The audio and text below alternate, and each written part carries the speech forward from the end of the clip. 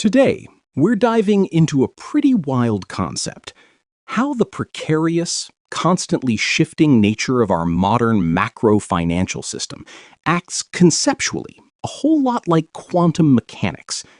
Now, I know what you're thinking. Finance and quantum physics? No way. But stick with me here. We're going to see how the global financial architecture has morphed into something so ridiculously complex that the traditional laws of economics seem to just bend or even break all too often, depending on exactly when and how you're looking at them. To do this, we're going to focus on the US dollar financial system, because the dollar is the global reserve currency. It has the most data available and is the most complex. Now, I know all the economists and financial plumbing bros will immediately say there's nothing to see here, stuck as they are in this simple 2D way of analyzing the macro system. This is just the way it works, always has. It's the evolution of positive financial innovation and sophistication. But that's just not true. For proof, you need look no further than the Federal Reserve's balance sheet since 2008. You know, the money printing everyone talks about. It jumped from $1 trillion in 2007, mostly from currency issuance, to $8.4 trillion in 2021, and it is now $6.7 trillion. Also, there have been numerous failed attempts to shrink it back to nearer those 2007 levels, and each time they failed. That means the invisible hand of the free market and the once light touch of Fed open market operations has been replaced by the Fed and the federal government openly bailing out highly leveraged capital markets by constantly pumping out financial assets onto the balancing scales of the financial system and the broader economy via around $3 trillion in bank reserves and perpetual deficit spending growth running at around 8.5% for nearly 50 years. That has lifted total government debt to a staggering $38 trillion, with diminishing returns on GDP growth. So think about this for a second. We all know basic accounting follows strict audit laws, right? But zoom out to the macroeconomic level, and the global economy is in this constant, mind-bending state of flux that no auditor would sign off on. Physics is governed by universal laws, and finance has its own version, the double-entry accounting principle. The books absolutely must balance. Every debit needs a credit. It's the absolute bedrock of commerce. But as we add up all the US dollar assets and liabilities, the liquidity held by Americans and foreigners alike, well, that bedrock suddenly starts looking a lot more like a black hole. This really hits the nail on the head when looking at the core paradox here. Individual company books, that's your Newtonian cause and effect. Assets minus liabilities equals capital. It's almost exact. You can calculate and track that very easily on an almost daily basis with negligible discrepancies. But the macro system, it exists in a state of both balance and imbalance at the same time. Aggregate liabilities and interest are known as far out as 30 years, but conveniently ignored accounting-wise beyond today. That's essentially your quantum superposition. It briefly becomes balanced on paper while really remaining illiquid in real time, based on immediate cash levels and known accruals of future interest. It's the reason why so many feel very uncomfortable about the high levels of government and private sector debt around the world. It feels like every day is a test of financial survival. And for many, it is, because daily settlement is solvency crunch time. Now, 4,300 US banks are at the epicenter of the daily settlement process, the point in time where their balance sheets must comply with capital and liquidity requirements after making payments on behalf of clients. Every weekday, after the daily settlement window closes, technically the financial system is balanced. The funding gap's papered over, yet mathematically destined to be instantly unbalanced the very next morning. At 12:01 a.m., as the clock ticks over and the date changes. At midnight, it literally occupies both states of balance and imbalance at once. And this is not about the effect of hundreds of millions of credit card transactions that can occur every evening when banks and the settlement system are closed. they really are small fry. It's about the unwinding of trillions of dollars in repurchase agreements, in short known as repos, and the relentless accrual of interest. Every single day. Now, think about this quantum reality for a second. Without a single transaction even being booked, the system automatically flops into disorder at midnight. All those overnight repo trades automatically unwind. The borrowed cash goes back to the repo lender, the bond collateral goes back to the repo borrower. One is short, one is long again. And instantly, around $4 trillion of vital cash is needed for balancing again, with cash flush lenders ready to extract as high a price to lend as they possibly can. And because of that nightly unwinding, it takes an astonishing amount of financial energy to restore a semblance of balance again. Around $4.7 trillion is currently transferred daily between those 4,300 banks, the Fed, clearinghouses, and millions of investors, companies, and households. Roughly $4 trillion of which is overnight repo trades, just to restore tentative balance again by 7 p.m. That means almost a quarter of all deposits in the entire banking system have to change hands every single day through the central Fedwire payment system. And most is just to preserve system solvency for one more day. It's not positive GDP-boosting activity, it's financial survival. It's this frantic, high-stakes scramble by financial institutions to plug their funding holes and reach an acceptable state of balance before that 7 p.m. settlement window slams shut.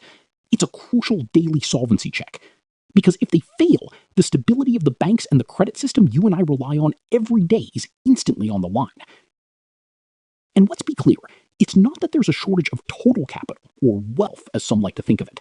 It's a shortage of deposit liquidity that funds banks and underpins around $170 to $200 trillion in market-traded capital asset values, the likes of stocks, treasuries, MBS, crypto, gold, and other commodities, not to mention housing. So, how did we get here? All right, to understand more, we need to take a look at the history of financial engineering, because we definitely didn't wake up in this quantum state overnight. It took decades of deliberate innovation, deregulation, and, honestly, greed, and a desire to mask underlying risks to spin the incredibly opaque web we're stuck in today. Once we detached from the anchor of gold back in 1970, banks realized they could suddenly create money through lending with very few constraints. Credit growth just exploded, like a learner driver stomping on the gas pedal. To manage that chaos, financial engineers invented securitization to package and sell off risk, spreading it far and wide across the globe. By 1981, the invention of interest rate swaps also let institutions trade their risk exposures, but those risks never disappeared. Someone, somewhere, always carries fixed or floating rate risk attached to trillions in debt. Then there was also the rise of shadow banking, now known as private credit, and the invention of the alphabet soup of credit derivatives, CDS, CDOs, TRS, CLNs, and CDO squared, among others. Now, what's really fascinating here is how VAR, value at risk, provided this mathematical illusion of low banking risk. Around 1995, this financial engineering was seen as an innovative breakthrough, but it allowed banks to vastly misrepresent their risks and lever up their capital to 30 times. VAR ran these highly sophisticated Monte Carlo simulations, churning through thousands of scenarios. But here's the catch, and it's a big one. It was mostly based on normal market conditions and totally failed to account for extreme fat-tailed market crash risks. So traders could just input subjective estimates, completely hiding the real danger of their portfolios while leveraging themselves to the moon and printing profits hand over fist. For a while, until their luck ran out. Google LTCM, long-term capital management, to see how some supposed financial geniuses fooled themselves and investors using VAR in 1998. It's no coincidence this was the start of the Fed being called on to prevent systemic collapse. For banks, VAR allowed them to lower risk weightings and boost full capital levels, thereby making it easier for them to endogenously create money. And all these shifting layers of risks rapidly evolved, ultimately setting the stage for the massive liquidity crunch and system imbalance we saw in 2008. To be fair, though, in 2008, financial authorities finally did wake up to how banks had gamed the system, and they have slowly, very slowly, been tightening capital and liquidity controls on the banks with the Basel III requirements. Positive, yes, but 18 years later, not all the measures have been implemented in the US. The result of these changes are government bonds replacing consumer loan assets on bank balance sheets because of the lower risk weightings of bonds, and private credit has increasingly filled the consumer small business lending role. What's the problem with that, you might ask? Well, only banks create money when they lend. Private credit doesn't.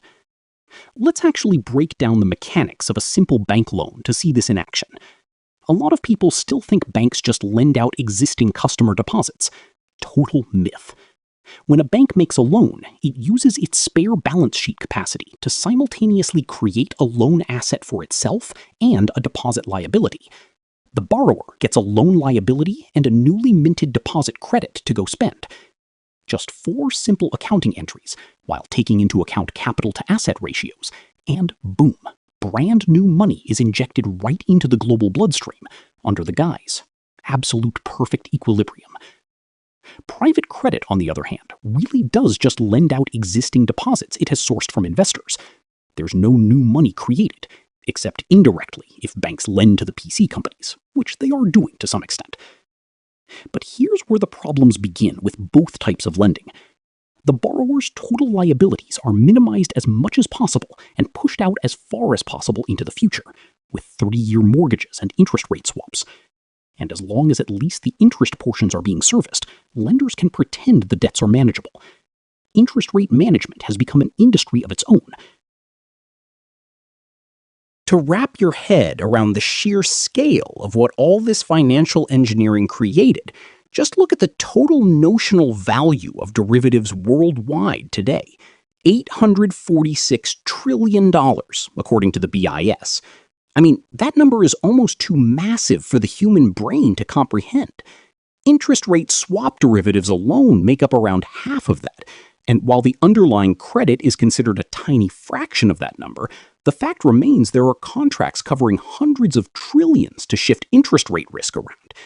The system has become so utterly, ridiculously complex and entangled from what they euphemistically call financial innovation that it actively hides the actual underlying links and the true signs of health or illness in the real economy. Moving on. Micro-precision, macro-capital uncertainty. So the crucial takeaway here is the massive disconnect between how a single business operates and how the entire financial universe actually functions. At the local, micro level, you can audit a company. You see its solvency, revenues, and liabilities. There are few hidden variables and very little uncertainty thanks to strict, rigorous audits. You can also compare it locally to its peers and analyze its clients and suppliers. This is the level that company analysts operate in, forecasting earnings for stock recommendations, and generally they do quite well. Until at the macro level, the tiniest value discrepancies are aggregated, the fallacy of composition intervenes, and the capital value mirage is seen for what it is. When you audit a single bank, its assets and liabilities match. But when you aggregate thousands of banks and companies, you realize they are all interconnected, entangled. If Bank A's asset is dependent on Company B's liability, and Company B is leveraging that liability against Bank C, a recursive loop is created. And when aggregated, that can end in financial crisis. Millions of individual components are meticulously tracked by modern software and perfectly balanced. Yet out on the asset curve, the overall entangled aggregate capital level is effectively a shimmering mirage. The values assigned by investors of each component of the stock indices and the broader economy are a warped magnification of the underlying enterprise book value and forecast earnings. So capital exists in this weird, ethereal state where the true value of all capital assets becomes highly subjective and prone to sizable daily fluctuations and measurement errors. And all too often, when too many investors want to realize the capital value, it's no longer there, especially for stocks. They realize it was a valuation mirage, a PE magnification of a fractional capital base. And the exit liquidity, the bank liquid deposit base through which all transactions must flow, is relatively constant, much more finite, currently with around just $1 for every $10 of ethereal capital. Now, to be clear, the value of some forms of assets are largely real, one-to-one assets like bonds and money market fund holdings. But even bonds change in relative value when viewed through a varying interest rate lens. They can be accounted for at par value in the future if held to maturity, but less than par if rates have moved higher relative to the issue or prevailing purchase yield. Then there is the risk premium lens, and when investors pull that one out to reassess a bond's value, things can get really scary valuation-wise. But that's a whole video on its own. So I wonder what Schrodinger would think about accounting for the known versus the uncertain subjective value of income stream on tens of trillions in bonds swathed in a web of derivatives. Which brings us to the repo market, the multi-trillion-dollar financial patch job. Okay, so what exactly happens every morning when those perfectly balanced bank liabilities and private sector assets suddenly don't match up across the thousands of banks in the system? Because reality is, money is constantly sloshing out of some banks and into others as millions of daily transactions clear. And that creates massive daily shortfalls for individual banks and for other non-bank financial entities like hedge funds and prime brokerages. Enter the overnight repo market. And when things get really tight, the intraday repo. The repo market is the critical yet deeply misunderstood tool banks and investors use to plug the holes when they're short on funding at settlement. If a bank doesn't have the deposits or reserves to settle its ledgers for the day, it hits the repurchase agreement market. They basically pawn their safe assets, like treasury bonds, for cash to other banks, brokers, or big investors, or if things are really tight, with the Fed, just so they can balance their books for the risk managers by the evening deadline. It is literally their lifeline to survive until tomorrow. In short, system non-liquid capital must be reliquidated every day to restore a semblance of system balance. And what's absolutely wild to discover here is that even in our age of supercomputing, central banks don't actually know the true size of the repo market. It really highlights that ethereal state of our financial stability we talked about. Just look at these estimates. Official Federal Reserve figures say it's an $8 trillion market, but unofficial estimates from Fed staffers, they say it's closer to $12 trillion. That is a massive $4 trillion discrepancy. While the official US Z.1 accounts measure as a $1.8 trillion discrepancy, black hole, between what people have reported as repo assets, $8.3 trillion, compared to the reported $6.7 trillion in repo liabilities. $1 billion here, $1 billion there, and soon you have a multi-trillion-dollar problem that will manifest at some point.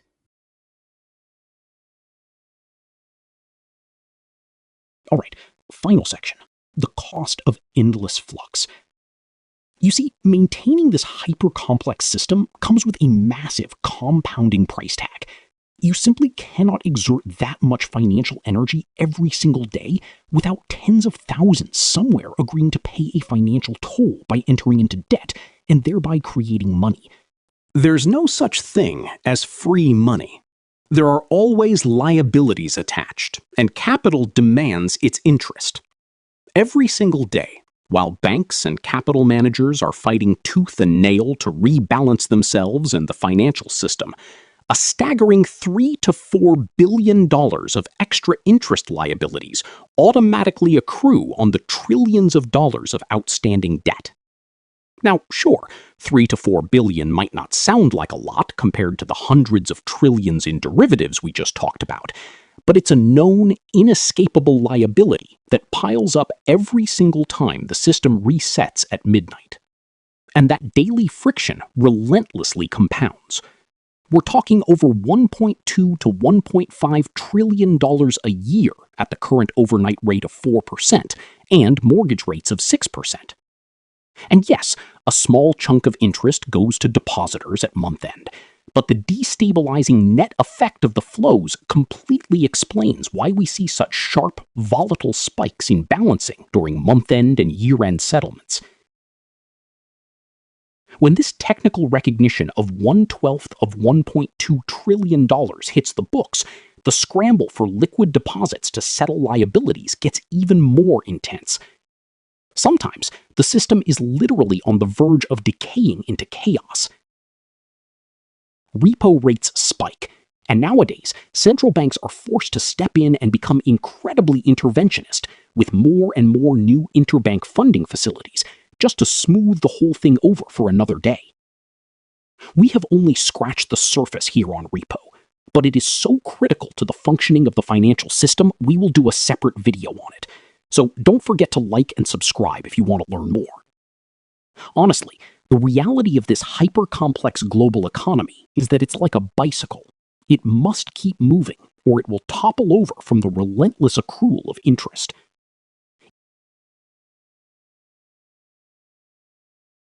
It totally relies on frantic motion and endless central bank intervention just to survive another day.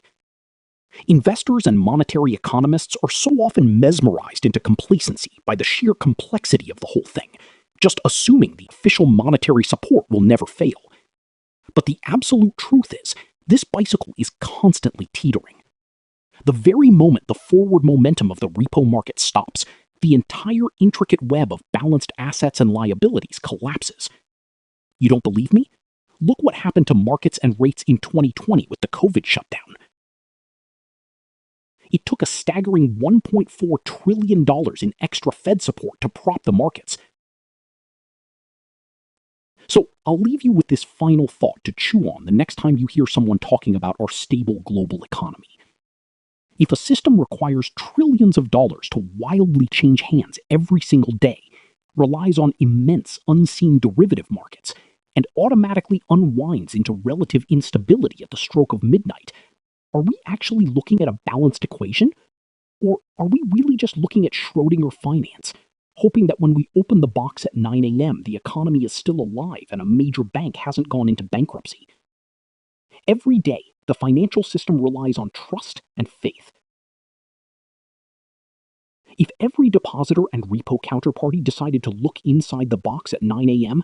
and demand their physical cash, or seek the safety of a cash deposit, the system would instantly collapse, as we saw in 2008 and during the mini banking crisis in early 2023 with Silicon Valley Bank.